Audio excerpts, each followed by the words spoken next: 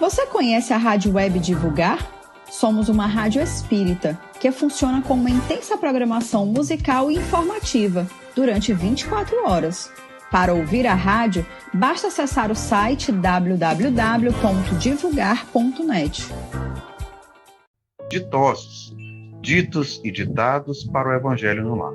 Se encontra à disposição nas principais plataformas de venda. E um bom Evangelho no Lar para todos.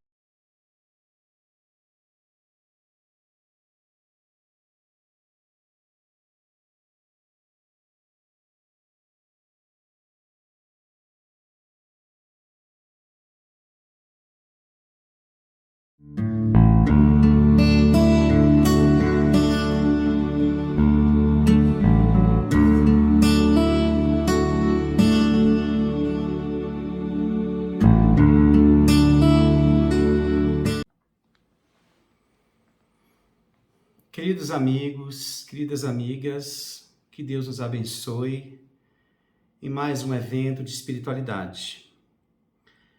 Estamos aqui nessa tarde para falar sobre perdas, luto e imortalidade. É um assunto grave porque a criatura humana até hoje ela não se adaptou aos fenômenos da morte, ao morrer. E por conta disso, se nos torna um grande desafio existencial. Enfrentar essas perdas, ainda mais por conta das nossas condições evolutivas, já que estamos ainda sob o comando, muitas vezes, do egoísmo, que faz com que o apego à matéria seja de forma excessiva. É por isso que nós temos tanta aversão à morte. Quantas vezes nós não evitamos falar desse assunto? Trocamos, mudamos de ideia, ou de pensamento, ou de fala, para escapar de um assunto que, em sua base, é uma fatalidade biológica. Optamos em falar por coisas que podem ou não acontecer, probabilidades, mas naquilo que é um fato na vida de cada ser humano, nós evitamos muitas vezes discuti-lo e por isso mesmo passamos a ter menos preparação, menos entendimento para enfrentar esse acontecimento quando ele ocorrer em nossas vidas, seja na desencarnação de um ente amado ou no momento do enfrentamento nosso com a desencarnação. Isso é muito comum ainda na criatura humana, essa fuga em falar sobre a morte. Mas é claro que nos tempos atuais isso tem se modificado. Porque é algo que se agiganta, é algo que está presente a todo momento e que todas as famílias do mundo vão enfrentar em algum momento. Então, é forçoso que detenhamos olhar acerca desses assuntos que precisam ser analisados mais a fundo, já que são bem mais complexos do que a gente imagina. Falar da morte é lembrar um pouco o processo histórico da morte, quando os povos primitivos a consideravam como algo comum no sentido de ver a alma que partia para planos superiores. Para uns era um enigma, para outros era um encantamento, algo mágico, mas nada de tanto terror, de tanto pavor. Mas à medida que as criaturas foram evoluindo, a morte se tornou para eles algo que atrapalhava o seu processo de construção de felicidade e de prazer. Daí, ela passou a ser cultivada mais no campo familiar, domesticada. As pessoas evitavam falar sobre a morte porque era um acontecimento estranho, desagradável, que gerava desconfortos emocionais, psicológicos, espirituais, enfim. Porém, é bom lembrar que em várias culturas a morte é vista de uma maneira diferenciada, a depender da crença, a depender das bases de religiosidade que cada povo tem, ou na total descrença, como, por exemplo, seria o Império Romano, que considerava apenas que a morte era um fim e uma viagem de um espírito para descansar eternamente em um sono eterno.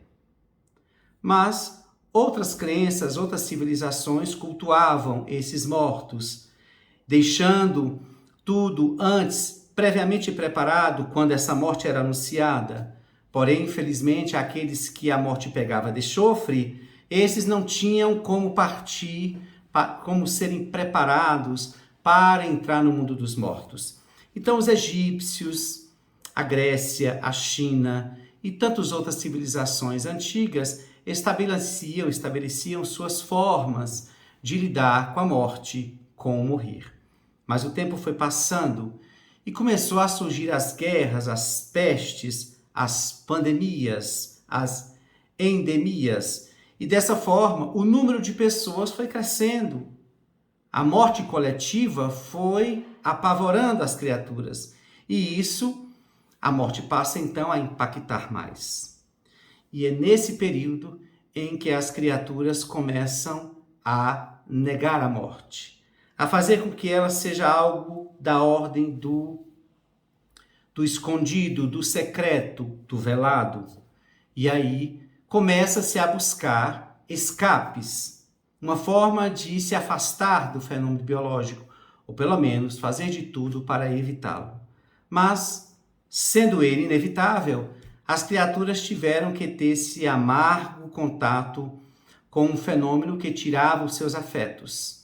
E aí, pelo número enorme de pessoas que iam desencarnando nesses períodos de guerra, por exemplo, era necessário começar a tirar os corpos que se jogavam nas valas, porque o número estava agigantado.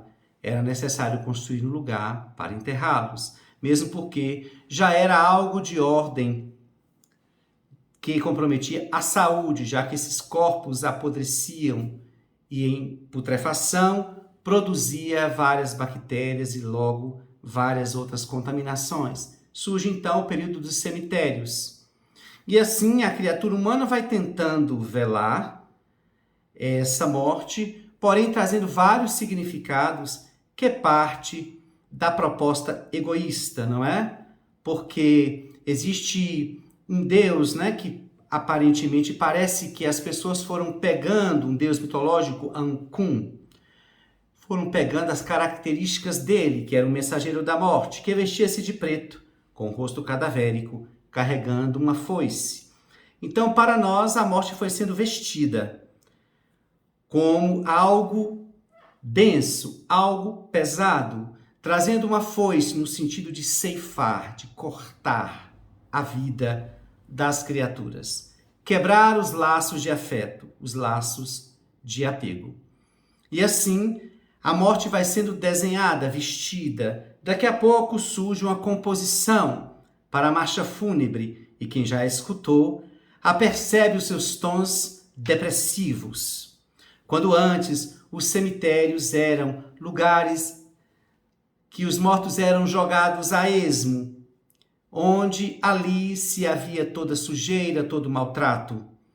E assim, as criaturas foram moldando um olhar para a morte e negativando-a por conta do egoísmo. É por isso que a morte é tão negada ainda pela criatura humana, porque ela é a única, ou ela é a maior inimiga do egoísmo, porque ela tira tudo que esse egoísta, nós todos, tentamos deter. Até o corpo ela leva.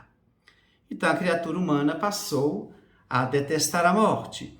Porém, com o desenvolvimento das mortes, com o alargamento da morte coletiva, as criaturas começaram a perceber que a perda gerava processos emocionais deveras difíceis de serem erradicados, superados, trabalhados.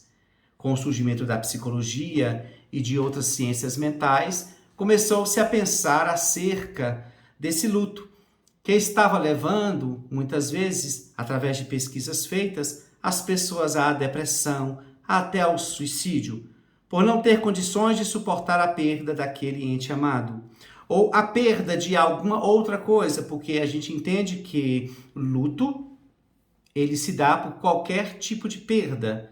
A perda de um relacionamento, a perda de um emprego, a perda de uma fortuna, a perda de um objeto caro. Qualquer tipo de perda, como vai dizer a psicóloga Judith Vriost, que por mais que sejam necessárias, elas ocorrem na vida humana. Basta ver a primeira perda que temos ao sair do ventre da mãe, daquele lugar aconchegante, quente e calmo, para enfrentar os alaridos do mundo, os barulhos e a convivência, né, que leva o indivíduo a várias intempéries emocionais e físicas. E assim, várias perdas vão gerar um tipo de luto. Mas nós vamos enfatizar hoje essa perda dos entes amados, que se configura a mais difícil, a mais complexa, porque ocorre aí uma junção de vínculos, né? Uma interação que vai gerando vínculos. E o psicanalista Bowlby, especialista e teórico do luto também, vai dizer que ele analisa o luto pela natureza do vínculo. Por isso que é considerado o luto materno, pela psicologia, como o mais denso, por conta da natureza do vínculo, por conta da profundidade do vínculo. Então, quanto mais vínculo você tem, a desencarnação desse ente amado choca muito mais. A depender do nível de contato e de ligação, essa dor ganha uma força muito grande. Então, ele vai falar que esse vínculo que nós vamos criando com as pessoas, e é muito apertado pelo egoísmo, né? Porque passa a não ser um vínculo saudável, é um vínculo de posse. Ainda não é aquelas vinculações propostas pelo sentimento do amor, que quer a pessoa perto, mas não a limita, não a prende, não cerceia seu passo, não a domina, não a cobra, não a prende. O amor tem o indivíduo dentro de si e deixa-o livre para onde quer que ele vá. Daí dá para a gente perceber que nós estamos bem longe do amor maduro, posto que este sentimento de liberdade ainda não vigora dentro de nós. Para nós, relacionamentos afetivos, sejam eles em que instância estiver, é necessário contato, é necessário troca o tempo todo. É por isso que nós lembramos Joana de Ângeles dizendo, né? Se tu que ama, abre-te ao amor e ama sem esperar resposta. Por aí damos para ver a dificuldade de alcançarmos esse patamar, porque estamos sempre querendo essa reciprocidade. Por conta disso, o vínculo é que gera essa dor, não é? A psicanálise vai dizer que nós fazemos um investimento libidinal de forma muito intensa no afeto. Quando esse afeto sai, é difícil, passa-se por um tempo para que essa energia canalizada para este afeto faltante possa ser canalizada para outros afetos ou outras coisas. Por isso que o luto tem um tempo. E o luto nada mais é do que tudo aquilo que surge em fenômeno emocional, psicológico, a partir de uma perda. Vários pesquisadores trabalharam para falar das fases do luto. Um que é muito conhecido, Elizabeth Kubler-Ross, ela fala de 5 fases analisando pacientes terminais. Mas há outros 5 teóricos que também desenvolvem outras fases do luto. Por isso é importante estudá-las para a gente compreender, porque, por exemplo, a proposta de Elizabeth Kubler-Ross, na fase da barganha, ela não cabe para o afeto desencarnado, porque ela está falando da barganha do paciente que está prestes a desencarnar e começa a dizer adeus ao Senhor: se eu sobreviver desta doença, dessa enfermidade, eu me tornarei mais devoto, mais cristão, abrirei meu coração ao bem. Essa é a barganha com Deus. Mas quando se trata de uma perda, e nós vamos explicar a palavra à luz do Espiritismo, quando se trata de uma perda de ente querido, não se dá para fazer barganha, não é? Porque o indivíduo não pode voltar.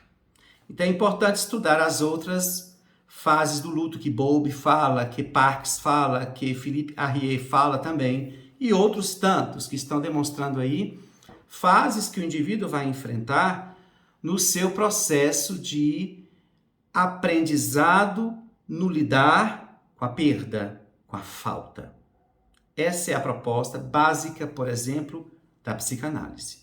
O indivíduo vai aos poucos aprendendo a lidar com a falta, posto que não pode colocar ninguém no lugar do afeto que partiu. E por mais que tente, é só uma tampa que vai aparentemente despistar o vazio que se encontra abaixo dela.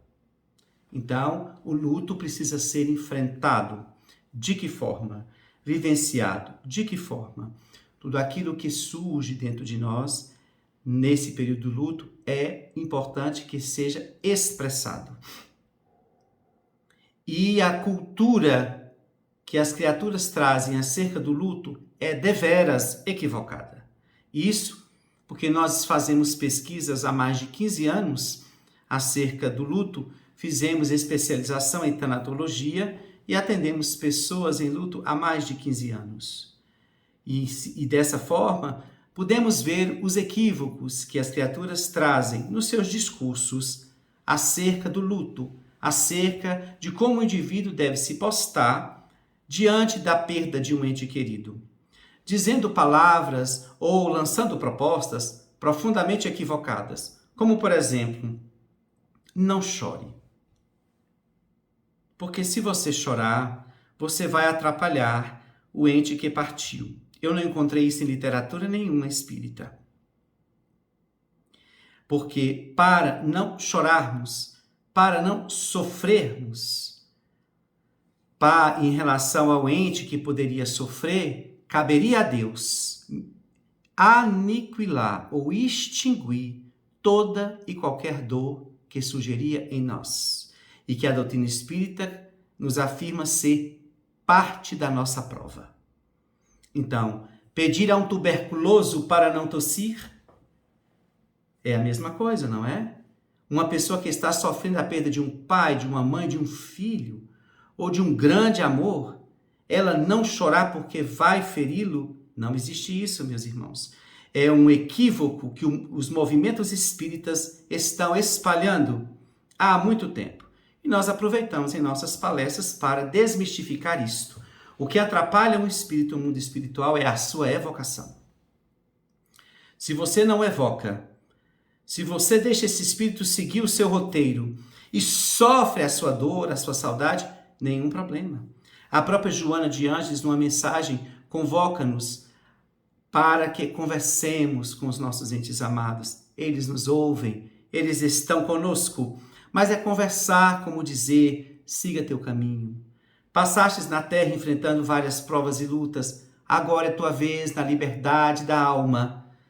Esse espírito que paira agora livre desse corpo denso, segue em paz. Fique bem, ficaremos bem, porque Deus dá o fio de acordo com o cobertor. Então nenhuma prova que nos chega nos ombros se nos é insuportável. Daí é dizer, é conversar, é orar por esse ente amado. Não desesperar e não evocar. Então, qualquer tipo evocativo em relação ao espírito desencarnado, isso sim vai perturbá-lo. Agora, você pode chorar quantas vezes quiser. Você pode falar do ente amado quantas vezes quiser.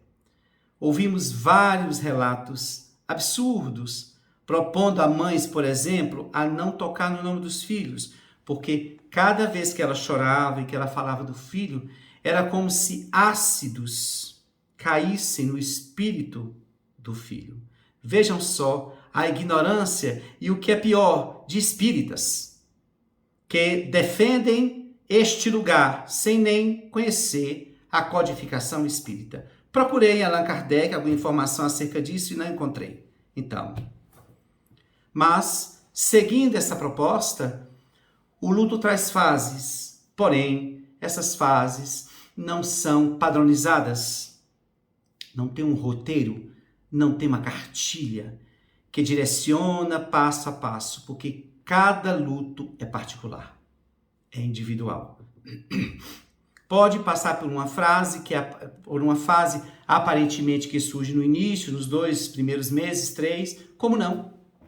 Como pode enfrentar no 5º mês, a fase que surgiria no 5º mês? Então, e é no 5º, e é no 6º, não se sabe. Pessoas podem estar passando luto há mais de 1 ano, há 2 anos, um luto complicado, como é catalogado, mas que vai enfrentar as fases em tempos diferentes, porque cada indivíduo tem uma história com esse ente que partiu. Existem muitos fatores que a palestra não daria tempo para a gente falar, que envolve o luto. Não é só a perda, né? A saída de alguém que ama. Há todo um rol de processos e de questões que pesam na maior ou menor dor, na maior ou menor falta do ente que partiu. Daí, o luto vai apresentar suas fases, é importante viver. E a gente sempre fala para os nossos pacientes ou para pessoas que estão enfrentando o luto. O luto ele traz uma proposta diferente. Imagine que você tem a sua mão machucada. Ela está inflamada. Se você começar a mexer, ela vai inflamar muito mais, né? Então, o luto é o contrário. Quanto mais mexer, melhora. Ou seja, quanto mais falar, quanto mais vivenciar aquilo. Não é focar a hora, mas deixar que, se naquele momento você está tranquilamente ou sem pensar no processo e ele chega, deixe chegar. Sinta, é vontade de chorar, chore, de falar, fale, é querer ficar um pouco quieto, fique, eu não quero sair, não saia, porque as pessoas têm esses discursos, né, de dizer, levante sua cabeça, você precisa voltar a viver, mas essa teoria é uma beleza para quem não está enfrentando a dor da perda de alguém que parte, não é? Então você precisa voltar a sorrir, sim, nós sabemos que precisamos voltar à vida, agora cada um no seu tempo, na sua hora, e se o indivíduo quiser, ainda tem isto, tá? Se o indivíduo quiser. Então tudo isso tem que ser analisado luto a luto, não se dá para comparar. Eu atendo, por exemplo, mães há mais de 10 anos, muitas delas passando as mesmas perdas, mas com lutos completamente diferentes. Então temos que analisar todo um contexto social, todo um contexto familiar, o tipo de morte, o nível de vínculo, o tamanho da influência desse que partiu, vários outros fatores, né? Que vão dar para nós um entendimento de como esse luto está sendo sentido e como tem que ser trabalhado. Por isso que nós espíritas temos, né, o dever de estudar a doutrina espírita e também um pouco de psicologia, um pouco de luto, porque infelizmente nós ainda ouvimos espíritas dizer que não vai conversar com uma pessoa que está sofrendo a perda de um ente querido porque não tem o que falar. Não tem? Tudo que nós sabemos. E se precisamos falar um pouco sobre luto, por que não estudar? Esse trabalho que nós desenvolvemos na Casa Espírita Francisco de Assis, aqui em Conquista, tem 10 anos. É um grupo chamado Laços Eternos, que eu fundei para atender mães a princípio. Agora o grupo está aberto, porque o luto é algo que está, a morte é algo que está na vida da criatura humana. Quem sabe um dia todas as casas espíritas terão um lugar assim, porque o luto não se trata em um atendimento, e nem em 2. E que muitas vezes precisa das bases da psicologia para ajudar o indivíduo no seu processo de luto, porque há fenômenos que não são da ordem do espiritismo tratar. Como a doutrina chega dizendo da imortalidade da alma, que é a maior bênção para quem escuta, seu filho vive, seu ente amado vive, há processos que são desencadeados pelo viés da psicologia do ser enlutado. Então é preciso esses saberes adentrarem a casa espírita para socorrer estas pessoas, não em um atendimento, não em 2. Quando eu comecei esse grupo, ele foi inspirado no atendimento que eu fiz a uma mãe que chegou carregada pela filha, completamente destroçada, dizendo que o filho dela havia se suicidado dentro de casa. E foi a primeira vez que eu me deparei com uma dor, com um luto materno, e eu achei uma dor absurda. E ao sair, eu fiquei olhando, imaginando, mas como eu posso ter uma conversa com a mãe, com uma dor imensa, só uma vez? e comecei a ter vários encontros com ela. Ela não queria psiquiatras, ela não queria psicólogo, à época eu não era psicólogo, e ela começou a ficar comigo por 2 anos, até superar o luto. E foi através desta mãe que eu me inspirei em fazer o grupo Laços Eternos, que hoje, esse ano, completou 10 anos, claro, com o surgimento do livro que eu escrevi, que depois, no final, eu vou divulgar para vocês, falando deste trabalho. Mas o luto precisa ser respeitado. E eu queria enfatizar uma coisa que é importante. A pessoa quer chorar, pode chorar. A pessoa quer ficar quieta, pode ficar quieta. Ela não quer sair, não sai. Não quer sorrir, não precisa sorrir. Mas tudo isso precisa ser acompanhado, tá? Porque se esse choro, se esse ficar no quarto, se esse sem querer comer, se esse sem querer sorrir, começa a ganhar um tempo largo, pode ser processos depressivos. Então, precisa fazer uma intervenção. E a gente chama muita atenção para um ponto que a gente colocou no livro. Todas as pessoas, isso aconteceu muito com mães, né? Mães que enfrentavam a notícia do filho morto e elas entravam em desequilíbrio, em desespero, que é natural. E ali vinham os medicamentos para elas se acalmarem. Tudo bem. E aí a gente ressalta, né? Que muitas mães foram medicadas por psiquiatras e dormiram e não viram o velório do filho. E não viram o enterro do filho. E a mãe desperta, sem passar pelos processos naturais da despedida que são necessários para se elaborar o luto. Cadê meu filho? Mães que soubemos que foram ao cemitério cavar com as mãos para ver o filho. Num desespero. Então a gente chama atenção, isso também no livro, para tomarmos cuidado e respeitar os processos do luto, que são fenômenos da psicologia humana.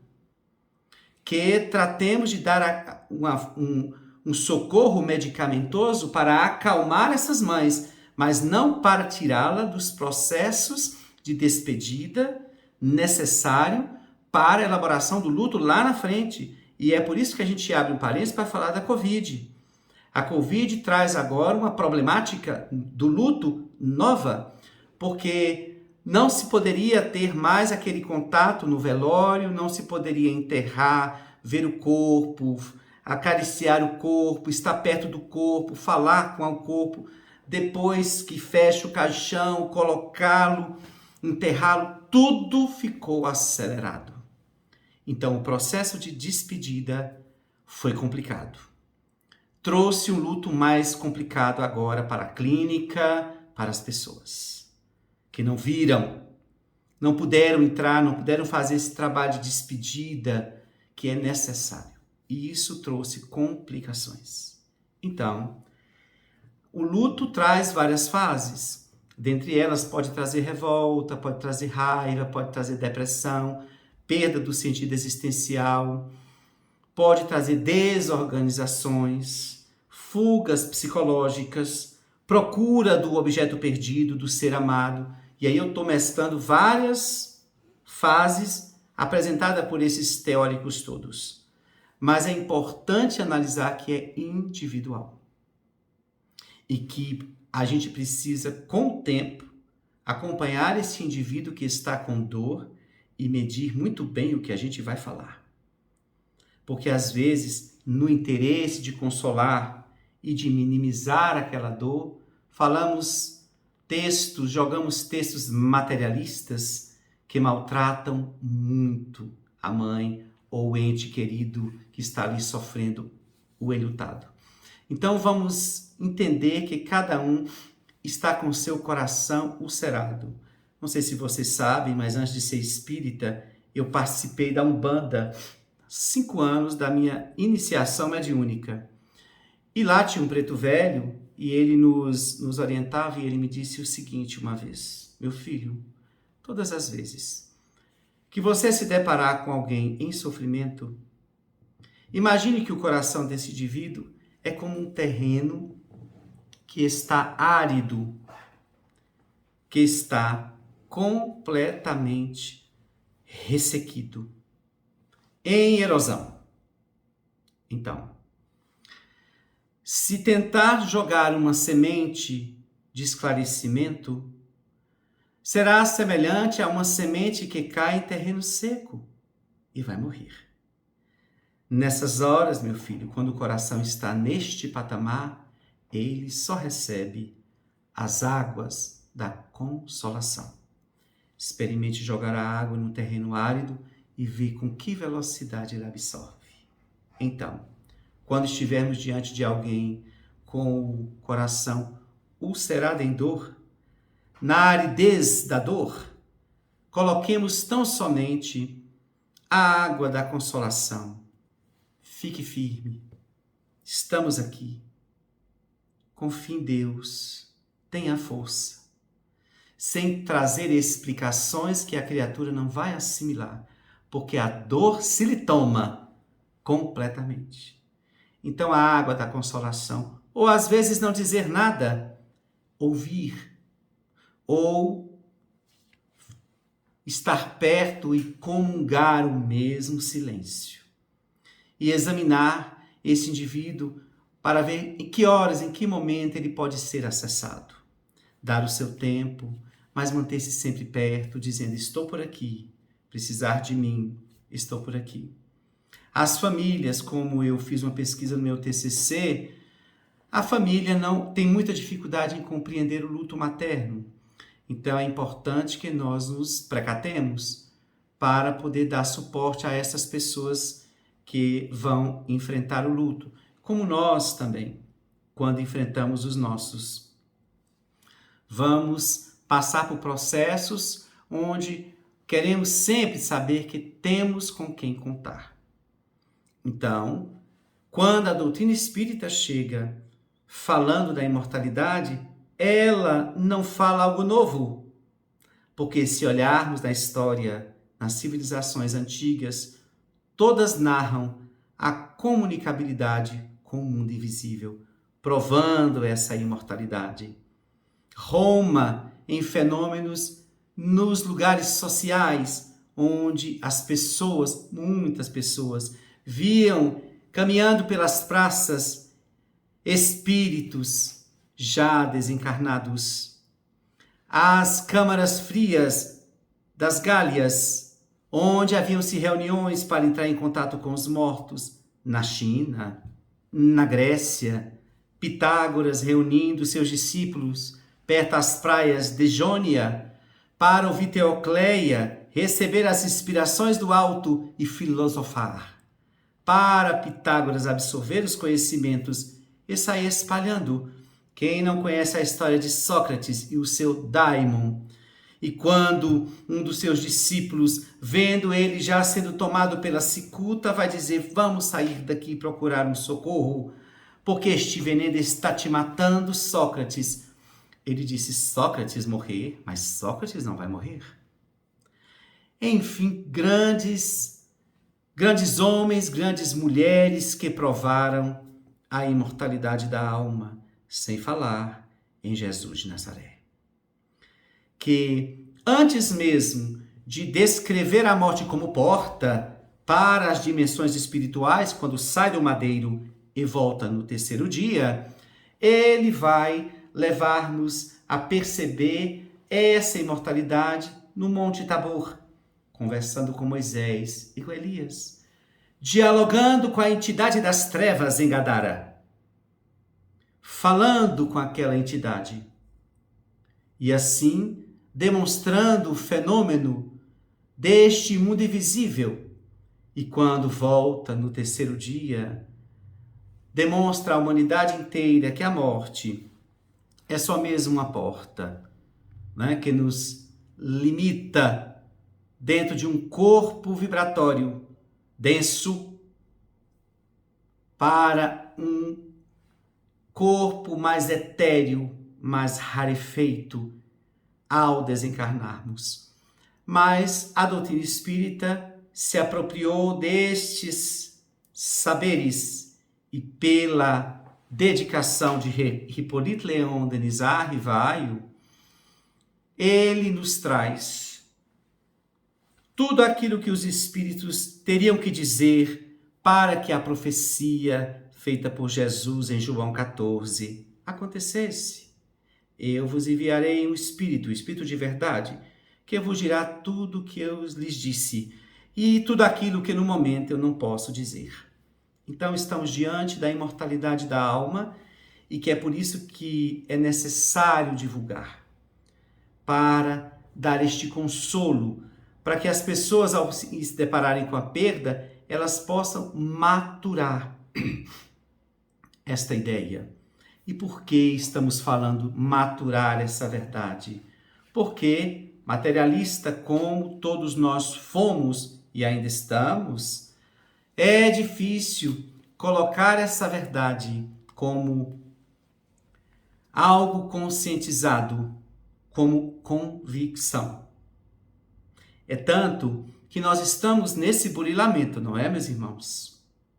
Nós ainda não somos espíritos totalmente convictos, porque no seguinte exemplo, a doutrina espírita fala de Deus, mas de hora em hora a nossa fé titubeia. A doutrina espírita fala da reencarnação, mas de hora em hora estamos queixando o atual momento em que vivemos, o lugar que vivemos, a família que temos, os problemas que enfrentamos. A doutrina espírita fala da imortalidade da alma, mas de hora em hora estamos entrando em dores profundas, acreditando muitas vezes que aquele que partiu se foi, e a dor parece de um adeus para sempre, e a dor e o desequilíbrio parece ser um nunca mais. A doutrina espírita fala da comunicabilidade dos espíritos, e nem por isso nós nos precatamos no pensamento para nos desvencilhar dessas interferências obsessivas. A doutrina espírita fala da polaridade dos mundos habitados, e nem por isso nós cuidamos desse planeta como deveria para merecer um planeta melhor. Enfim, por que tudo isso? Porque ainda estamos tateando na escuridão da ignorância, tentando compreender uma doutrina nova em relação aos períodos atavistas, que nos trouxeram várias informações que ainda estão instaladas, cristalizadas no nosso inconsciente profundo. A doutrina é nova. E por mais que ela traga uma verdade constatada pela lógica e pela razão, não significa que ela adentrou em nós completamente. Porque o dia que ela acontecer, mudaremos completamente o nosso modus vivendi. Por isso que André Luiz vai ressaltar. Nós entramos no Espiritismo, mas muitas vezes o Espiritismo não entrou em nós. E aí cabe essa tarefa para que nós nos evangelizemos, nos espiritizemos, se puder dizer assim, para que a mensagem espírita seja divulgada primeiramente antes de uma palestra, de um congresso, de um outdoor, de um cartaz ou de uma rede social, mas ser primeiramente divulgada pela nossa maneira de viver. Como está lá no Evangelho, quem é esta mulher que sobe este monte, esta favela para servir? É espírita? É cristã? Que pouco importa. O que importa é o bem que ela faz, e isso nos instiga a saber que ideal ela segue. Daí seremos reconhecidos por muito nos amar. E é nesse processo de desenvolvimento que nós vamos trabalhar as nossas perdas, sejam elas quais forem.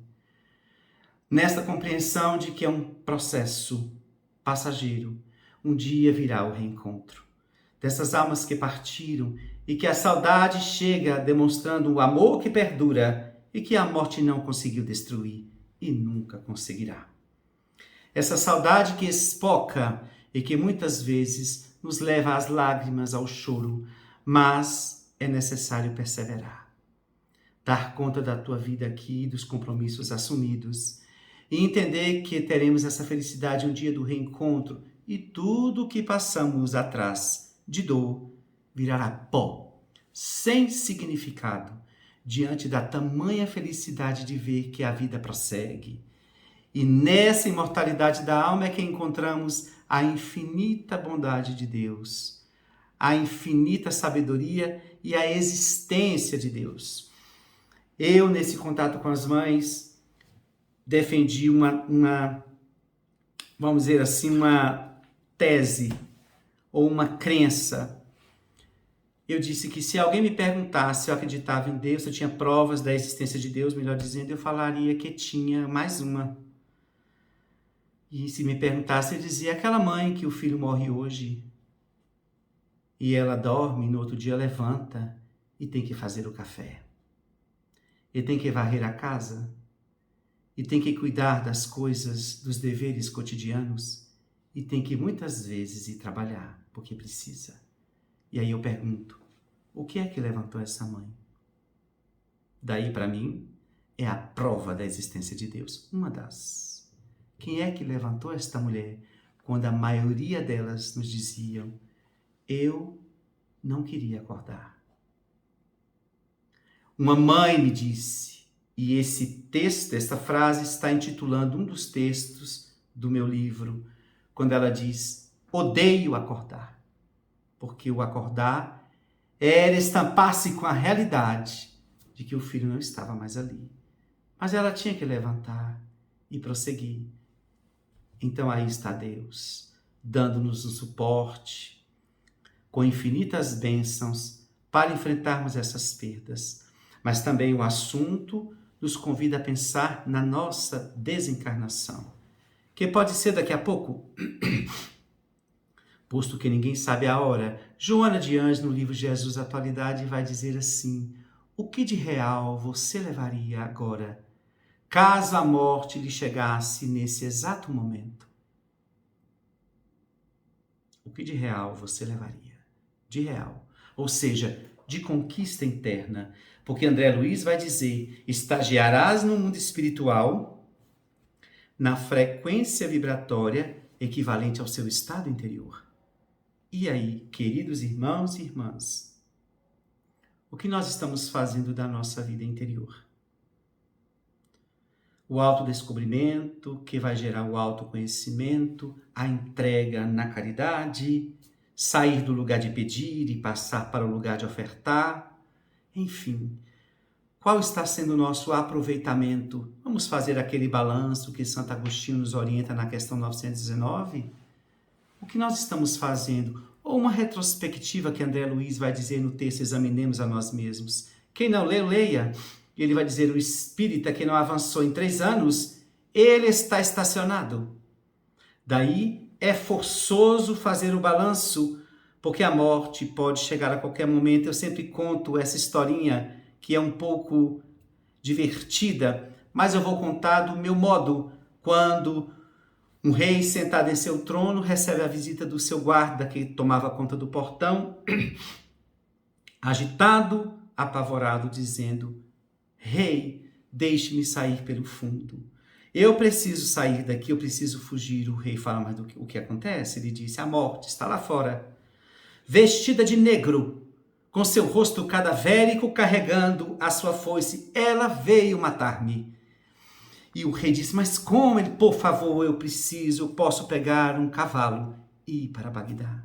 Por favor, deixe-me ir. Indo para Bagdá, eu me sentirei seguro. O rei, vendo o desespero do guarda, disse, então vá. E o guarda não pestanejou, saiu pelos fundos, pegou um cavalo e foi para Bagdá. O rei parou um pouco, pensou, e foi até a porta do seu palácio, e lá estava a morte parada, ereta, com a sua postura enigmática. E o rei perguntou, mas com que audácia adentra as minhas terras, os meus recintos, para apavorar o meu guarda? A morte disse, eu? Não, de maneira nenhuma. Parei aqui para descansar um pouco, pois matei muitas pessoas antes de chegar. Resolvi descansar. Na verdade, o meu encontro com o seu guarda não é nem aqui, é em Bagdá. Então, nós não sabemos a hora, não é, meus irmãos? Então, o que de real você levaria se a morte lhe chegasse exatamente agora? É imperioso pensar. Mas, enquanto estamos tendo vida no corpo, aproveitemos para a transformação necessária, que vocês bem sabem do que eu estou falando, vós todos que são estudiosos da doutrina espírita.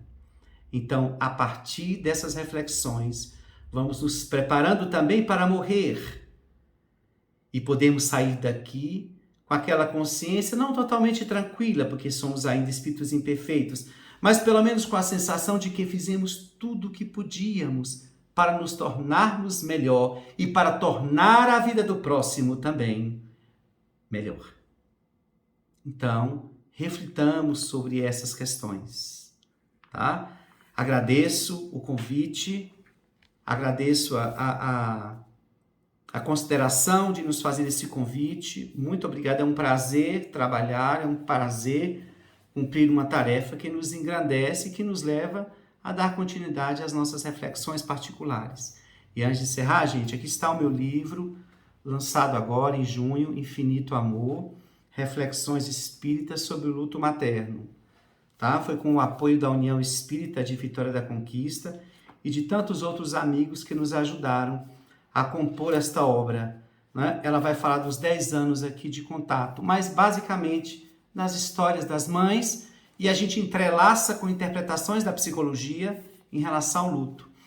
A renda desse livro vai ajudar-nos a construir a nossa sede própria, que é a Casa Francisco de Assis, certo? Está no valor de R$40, é só entrar em nosso Instagram, @ferraz.arilson. Ou, caso alguém esteja em Conquista, passar por Conquista, procurar a Casa Francisco de Assis.